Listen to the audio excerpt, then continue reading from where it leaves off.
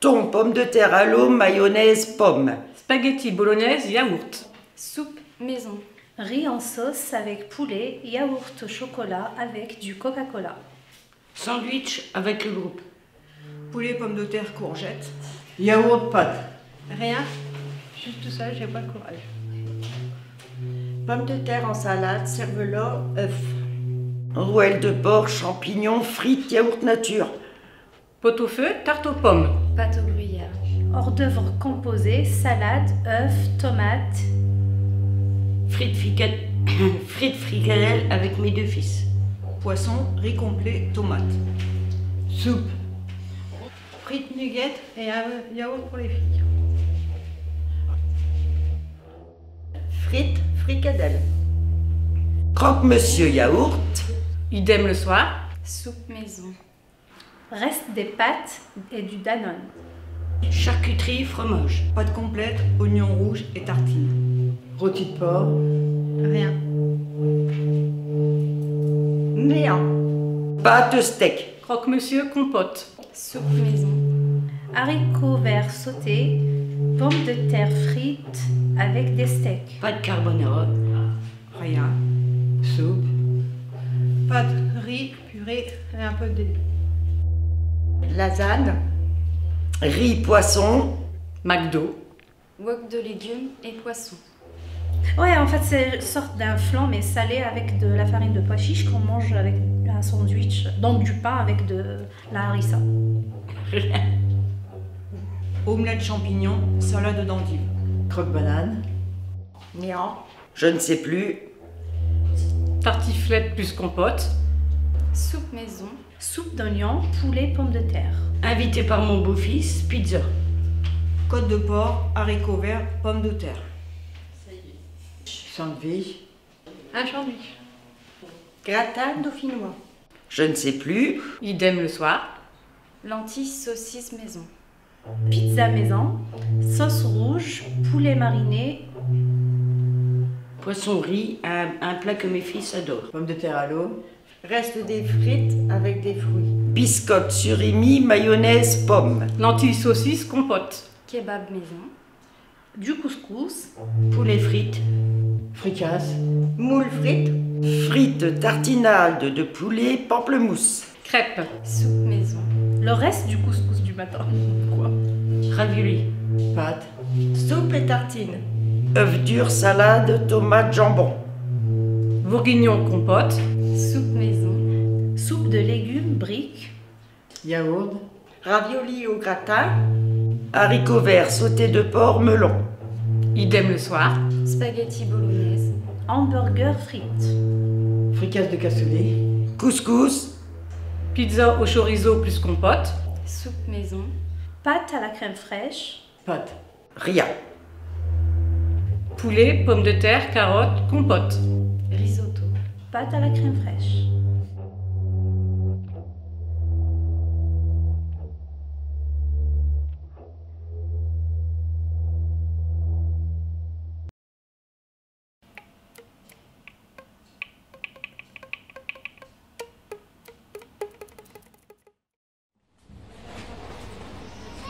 Je ne sais pas toujours quoi préparer et acheter quand je vais faire mes courses. La première chose que je regarde, c'est moins le produit que son prix et je fais en fonction de cela.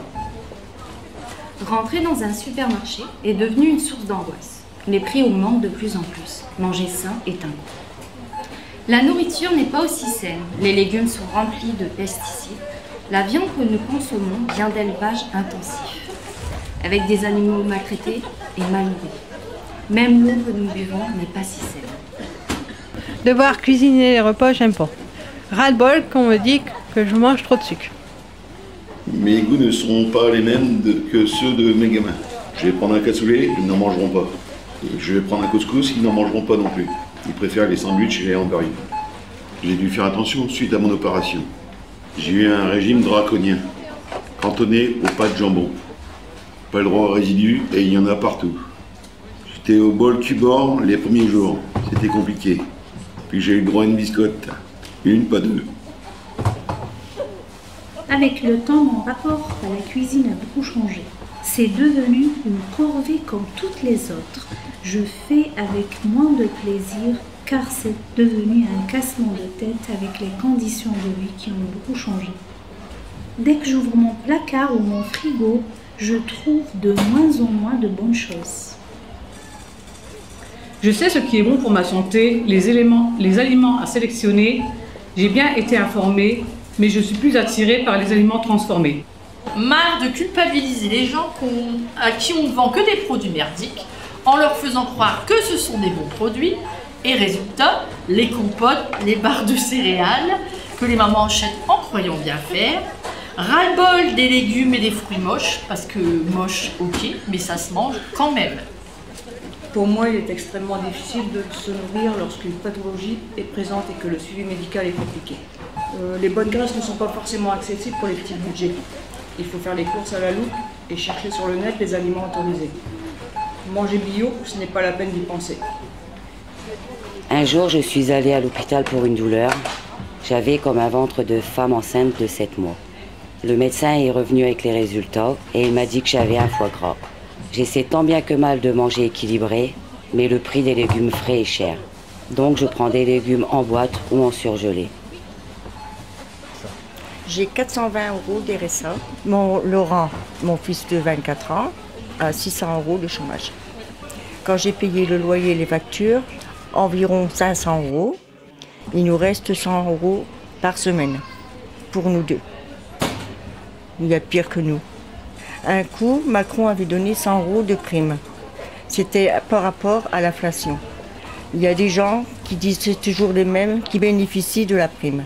Des pays à rien foutre comme ils disent. Ce qui m'énerve le plus, c'est le gaspillage. Les aliments sont des denrées très chères que l'on a parfois du mal à se payer. Lorsque je vois qu'une grande surface jette au lieu de faire des prix réduits pour les personnes en difficulté, je trouve cela honteux.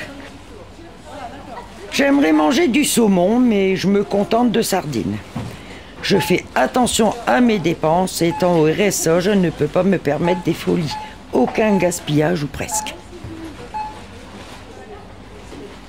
Il y a des choses qu'on achetait avant qu'on ne peut plus s'acheter. Avant, je prenais souvent les boîtes de 10 steaks hachés congelés. Elles ont quasi doublé de volume. On ne peut plus s'en acheter aussi souvent. Ils ont passé de à peu près 5 € et quelques à presque 10 €. Quasi le double. Et même des produits qu'on prenait en sous-marque, ils sont aussi chers que des marques. Ouais.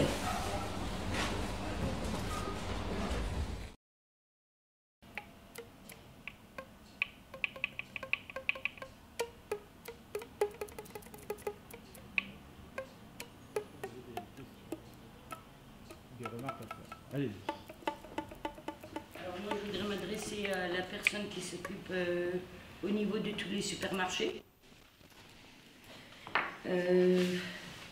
Ma question concerne sur le gaspillage des magasins.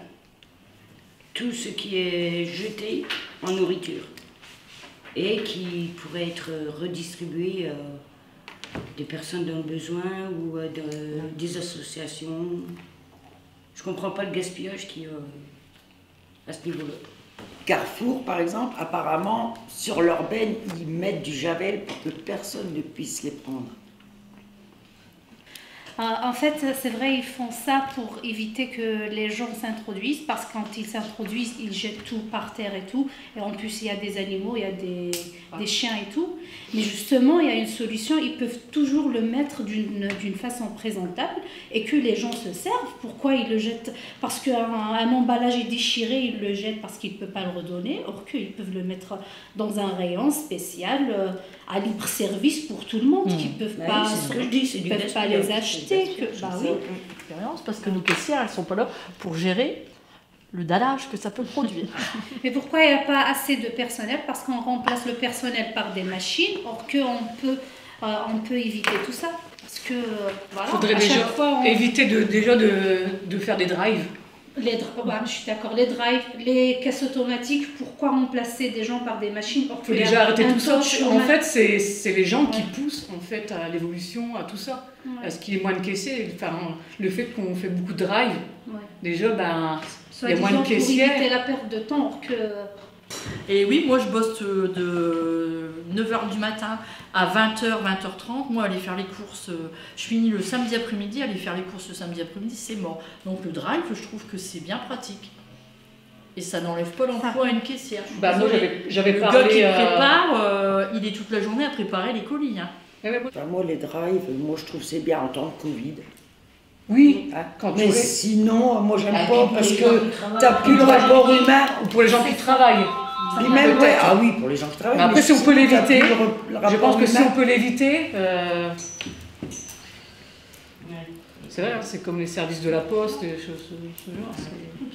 J'aimerais bien qu'ils encouragent le vrac parce qu'il y a trop d'emballage et parfois on est tellement perdu entre les marques et tout. Quand on regarde les composants, c'est la même chose. Du coup, pourquoi ne pas faire directement beaucoup plus de vrac, d'acheter des trucs dans des bocaux et tout, au lieu de se perdre entre toutes les marques et tout, voilà. Et en plus, on va éviter les emballages pour polluer la planète, pour moins polluer la planète. Et puis tu aurais peut-être moins de gaspillage. Oui. Parce qu'un paquet de pâtes, tu vas l'acheter 500 grammes. Tu vas en avoir besoin de 450. Les 50 grammes, tu le garder. Poubelle. L'autre, tu as besoin de 450 grammes, tu prends 450 grammes. Des fois, on n'a pas besoin de 500 grammes de pâtes ou 1 kilo, où on n'a pas l'argent. Donc c'est vrai que si c'était en vrac et qu'on n'a que 100 grammes, l'argent pour prendre 100 grammes, ça éviterait aussi... Après, il ne faut pas non plus qu'en vrac, ça coûte triple prix. Quoi. Et ça s'est développé quand même, le vrac dans les magasins, enfin maintenant... À Carrefour, oui. Ouais. Alors moi, j'avais une autre question pour nos enseignes, pour savoir pour les reports de chèques. Vous n'avez pas peur qu'à force, les gens se mettent un peu en difficulté avec les reports de chèques comme ça? Si on fait un chèque, je sais pas, le 20 du mois, par exemple, et ils sont tirés le 5, mais comme ils n'ont pas l'argent, ben, ils font un gros plein de courses, admettons, et le 5, il faut le payer, quoi. Voilà, s'ils ont besoin que d'un paquet de biscuits, je dirais une bêtise, hein, mais comme ils font un chèque et que c'est tiré que le mois prochain, ils en prennent 4. Mais ça reste votre problème, madame. Oui, bien sûr, mais si ça n'existait pas, les enseignes, là. Il faudrait l'inventer. Hein. Ah, c'est le cas. Maintenant, partout, Carrefour, Auchan, oui. Carrefour, Auchan, Leclerc. C'est-à-dire que tu sais, quand il y en a un qui le fait, les autres suivent. Hein. Oui, bah oui. Pour pas perdre de la clientèle. C'est sûr. Ils se sont rendus compte qu'à la fin du mois, ils avaient moins de clients. C'est ça. Et donc maintenant, tout le monde le fait. Quoi. Sur les produits qu'ils mettent dans l'alimentation, trop de sucre, trop de sel, saumure pour la viande, pour faire gonfler la viande pour la vendre plus cher, par exemple. Oui, c'est informer des dangers sur l'alimentation industrielle, en fait. D'accord. Au niveau des produits, de toute façon, sur chaque produit, il y a un tableau de valeur nutritionnelle, ce qui vous permet déjà de voir ce qu'il y a à l'intérieur. Il y a tout ce qui est là, s'il y a des édulcorants, peu importe les produits qu'il va y avoir, tout est noté. Donc après, c'est aussi à vous de prendre connaissance de ce qui est noté sur la boîte. Les formules évoluent en permanence. C'est toujours traité avec des diététiciens pour essayer d'améliorer constamment les recettes. On a un numéro vert, on a des associations de consommateurs. Tout ce que vous pouvez dire, c'est remonté et nous, on fait évoluer les recettes par rapport à ce que vous voulez. On a mis en place par exemple le Nutri-Score, ce qui vous permet directement d'avoir une vision sur le produit. Après, au niveau des produits, c'est aussi à vous à savoir les consommer. Il y a des portions qui sont à respecter.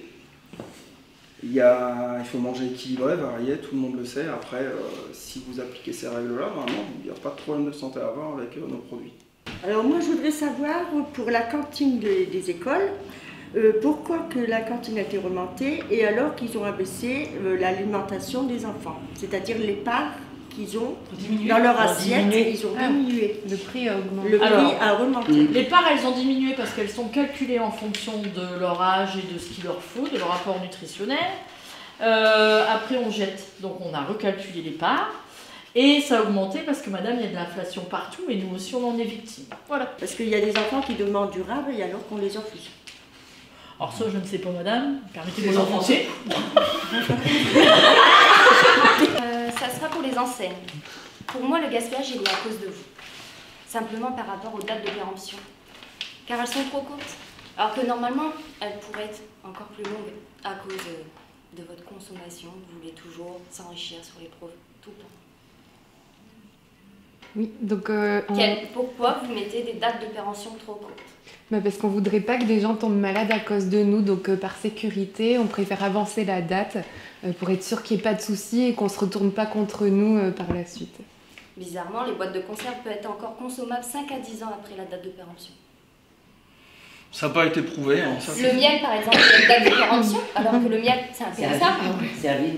La bière, pareil, il y a des dates de péremption, alors que même le c'est impérissable. Autre chose, une boîte de conserve qui est dans la bonne date. Et quand tu l'ouvres, le cassoulet, il est noir, moisi et tout. Comment ça se peut, ça? Ça, après, ça doit être dans le transport, c'est que ça arrivait. Il y a dû avoir un choc par le transporteur. Mais après, c'est pas grave. Nous, vous nous le rapportez, on vous le rembourse. Et voilà, on vous en offre en plus. Et pourquoi ne pas privilégier les bouteilles en verre plutôt qu'en plastique? Moins cher. C'est par rapport au recyclage. C'est compliqué de recycler le verre. Le cycle de reproduction du verre est beaucoup plus compliqué que celui du plastique. Mais pourtant, c'est meilleur pour la santé d'être dans du verre que dans du plastique. Non, pas forcément. Marie-Lise, est-ce que vous avez quelque chose à dire à ces gens? Non. Allez-vous faire Elle va pas nous parler, tu m'étonnes. C'est pas la peine, monsieur, vous comprenez, quand on parle à ce moment, on a toujours tort. C'est pas la peine. Vas-y, tu peux. Je voudrais savoir pourquoi les produits bio sont si chers. Encore faut-il prouver qu'elles soient bio. Bah déjà, ça c'est la production en France, hein. C'est ça qui coûte cher, c'est les employés qui coûtent cher. Ah c'est ça. C'est ça. Et surtout la terre. C'est ça, ouais. Tout ce qui est bio a un coût et nous, il faut qu'on ait une marge. Même ce qui n'est pas bio, mais ce qui est bon pour la santé, comme par exemple les oléagineux, les noix, les amandes, c'est l'inflation. Et pourquoi aussi cher? Alors c'est bon pour la santé. Après, le problème, c'est que les gens, ils n'achètent pas forcément ces produits-là. C'est pour ça qu'on n'arrive pas à faire baisser le prix. Si les gens consommaient plus, on arrive à faire baisser le prix, mais vu que vous en consommez pas assez, c'est trop cher pour qu'on les achète. on peut pas le faire. Bah, faut vous y mettre. Et si on mange plus de cassoulet, on va le payer moins cher. Vous payez déjà quasiment rien, il y a toujours des promos, on vous en offre tout le temps. Quasiment rien. Bah... Il y a 3 saucisses Catarico, 5 balles. Par rapport à la semaine dernière, les prix ont encore augmenté sur les pains, surtout tout le en beurre, les œufs. Le pire, c'est les œufs. L'huile, les œufs. C'est vrai que les œufs, ils ont pris le c'est. Bah, et l'huile. Faut compter pour 12 œufs, faut compter 3,50 €. Les moins chers, c'est. Le riz. Les gens achètent. La semoule, le riz, les pâtes, tout augmenté. Ils peuvent plus acheter autant de viande, ils vont sur les œufs. Oui, c'est ça. Ils achètent plus d'œufs. Ou alors les gens mangent plus de féculents, je pense, pour dire de caler un peu mais le restaurant. Et ils vont encore te dire que c'est avec l'inflation qui. Le beurre. En fait, c'est parce qu'on C'est la guerre en Ukraine. Dans le trou du cul du baudet, mais non, s'il y aurait une solution, c'est d'aller. Bah, s'il y a les fermes où tu peux acheter tes fruits, tes légumes, où tu peux aller acheter ton beurre, où tu peux aller acheter tes œufs, je veux dire, c'est nettement moins cher. Après, quand on parle du bio, moi j'aimerais bien qu'au lieu de donner des aides pour les dépenser, pour acheter de la nourriture, ils vont faire des aides pour les personnes qui vont faire des potagers, par exemple les trucs là collectifs, d'encourager les gens et surtout de leur apprendre des petits à l'école de planter eux-mêmes leurs arbres, leurs fruits, leurs légumes. Ça va devenir une culture. Et comme ça, les gens vont déjà faire des économies. En même temps, je pense que ça va revenir moins cher après.